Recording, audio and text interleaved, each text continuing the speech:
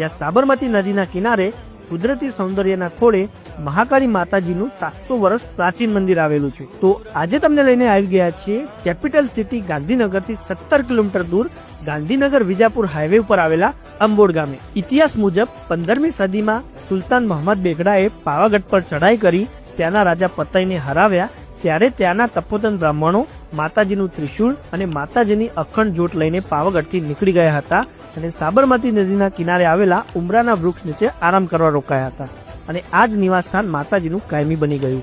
એટલા માટે આ માતાજીને ઉમરાવાળી માતાજી પણ કહેવાય છે અને આ જ મંદિર છે મહાકાળી માતાજીનું પૌરાણિક અંબોડનું મંદિર।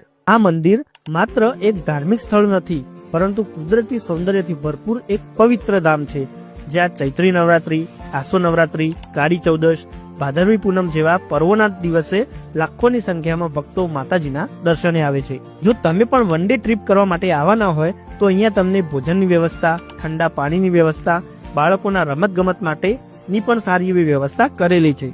બધી જ વ્યવસ્થાઓના લીધે આ મંદિર